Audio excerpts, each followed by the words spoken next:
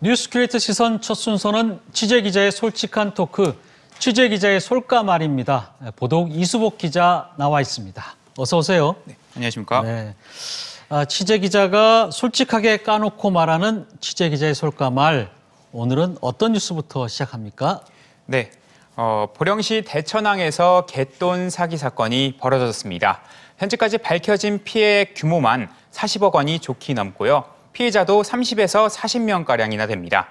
특히 이들 대부분은 고령층 노인이었습니다. 먼저 관련 뉴스부터 살펴보겠습니다. 대천항 주민 수십 명이 마을회관에 모였습니다. 모두 갯돈 사기 피해자, 대부분 70, 80대 고령 노인입니다. 차용증과 입금 내역, 고소장 등으로 현재까지 확인된 피해 규모만 40억 원이 훌쩍 넘습니다. 갯돈 돌려막기에 피해를 당한 겁니다. 63살 이 씨와 60살 김 씨 부부는 대천항과 대천해수욕장 지역민을 상대로 20년 넘게 이른바 번호계를 운영했습니다. 번호계는 26명이 한 계조로 모여 매월 200만 원씩 내고 자기 순서가 돌아오면 5천에서 6천여만 원을 지급받는 방식으로 운영됐습니다. 부부는 순서가 된 피해자에게 갯돈을 다시 빌려주면 매달 2% 정도의 이자를 입금해주겠다며 환심을 샀고 다른 사람들에게 다시 이자를 지급했습니다. 이들 부부는 지난해 9월부터 이자 지급을 차일피일 미루기 시작했고 급전이 필요하다며 수천만 원에서 수억 원씩 돈을 빌리기도 했습니다. 수상한 낌새를 느낀 피해자들은 따져 물었지만 각종 이유를 대며 지급을 거부했습니다. 이런 사이 지난달 17일 남편이 돌연 숨졌고 부인은 장례가 끝나자마자 잠적했습니다. 어민들이 평생 모았던 갯돈은 감쪽같이 사라졌습니다. 네, 이수복 기자의 단독 보도로 어떻게 보면 지역사회에서 큰 파장을 낳았는데요. 예전에 우리 부모님 세대에서는 이런 개를 많이 하긴 했어요. 그런데 이렇게 대천항에서 이렇게 큰 돈을 가지고 아직도 이렇게 개를 붓는군요. 네, 요즘도 보면 중장년층 위주로 개 하시는 분들 종종 볼 수 있습니다. 네. 그리고 이번 사례도 아주 오랫동안 이어진 개에서 벌어졌습니다. 이 개주 부부와 피해자들 모두 대천항에서 평생 살아온 토박이들입니다. 서로 수십 년 동안 알고 지내온 이웃이었고요. 특히 개주는 통장으로 활동하는 등 지역에서 지역 유지로 활동했습니다. 이런 이웃 간 신뢰를 바탕으로 20년 넘게 이어온 개였고 매달 5일마다 갯돈을 붓는 5일개, 또 15일개, 25일개 등 개 종류도 여러 가지였습니다. 그리고 이 개에서 돌연 문제가 발생한 겁니다. 네, 이렇게 여러 종류의 개를 운영할 정도의 개주면은 굉장히 큰 돈을 만졌겠는데요. 네, 일단 개가 26명이 한 계조로 이렇게 운영이 됐는데요. 네. 한 명이 26개월 동안 매달 200만 원가량을 입금을 했습니다. 그리고 또 순서에 따라서 그 모아온 갯돈을 받는 형식으로 진행이 됐습니다. 그런데 여기서 개주는 차례가 온 피해자에게 수령할 갯돈을 자신에게 다시 맡기면 매월 2% 정도의 그런 이자를 쳐주겠다면서 다시 돈을 가져갔습니다. 피해자 입장에선 이게 연이율 2% 정도인 은행 이자보다 훨씬 높은 수익을 기대할 수 있어서 별 의심 없이 신뢰하니까 맡겼던 거고요. 정리하니까 이제 갯돈은 월마다 들어올 갯돈은 계속 들어오고 또 수령하고 지급해야 할 그런 목돈 갯돈도 들어오니까 지금 수사가 시작돼야 정확한 피해 운영 규모가 파악되긴 하겠지만 아마 상당할 것으로 예상이 됩니다. 네, 저희 어머님들은 이제 아마 이런 개 조직의 운영에 대해서 잘 알고 계시지만 사실 저희 세대만 하더라도 사실 정확히 잘 모르는데요.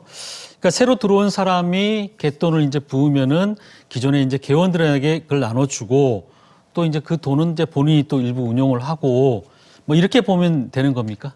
네, 맞습니다. 피해자들 증언에 따르면 대천항 일대에 개주 부부의 명의로 된 집도 여러 개 있었고 또 새로 짓는 건물도 있었습니다. 그리고 이 일을 마련하는데 자신들의 돈이 사용됐을 것이다. 이렇게도 이렇게 보고 있고요. 그런데 개 운영에도 한계가 있었는지 한 6개월 전쯤부터 부부가 이자 지급을 차일피일 미루기 시작했습니다. 건물 보상금이 나오면은 주겠다. 그리고 다음 달에는 꼭 주겠다면서 지급을 거부를 했는데요. 여기서 이상한 낌새를 느낀 피해자분들이 좀 따져 묻기 시작했습니다. 그리고 이런 압박이 계속되자 이런 범행들이 드러나게 된 겁니다.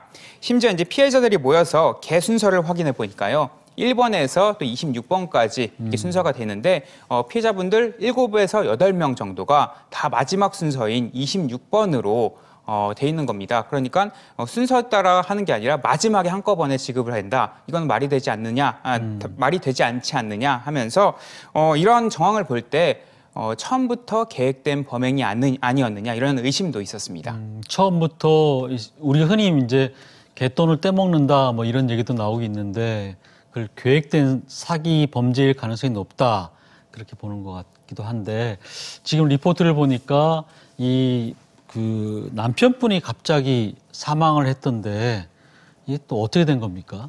네, 제가 조금 전 말씀드린 것처럼 이제 피해자분들이 자신의 돈을 돌려달라면서 직접 개주분의 그 집에 찾아가기도 하고 여러 가지 지금 압박과 항의를 많이 했습니다. 이런 와중에 남편분께서 돌연 이제 극단적인 선택을 한 거고요. 이제 그 아내분께서는 그 남편분이 돌아가시니까 장례를 치르자마자 돌연 잠적을 한 상태입니다. 그런 사이에 갯돈과 빌려준 돈은 증발해버린 거고요. 네. 근데 그렇다고 해서 이렇게 장례를 치르자마자 아내분이 이제 잠적을 해버리면은 피해자 구제는 이거 어떻게 됩니까? 네, 뭐 피해자들 피해액은 제각각이지만 대부분 억대 피해를 받습니다. 노후 자금으로 사용하기 위해 이렇게 평생을 모아온 돈인데 어떻게 하면서 이제 발만 동동 구르고 있는 상황인데요. 제가 직접 입금 내역서나 사용증 또 고소장 등으로 확인한 피해 액수만 43억 원이었습니다.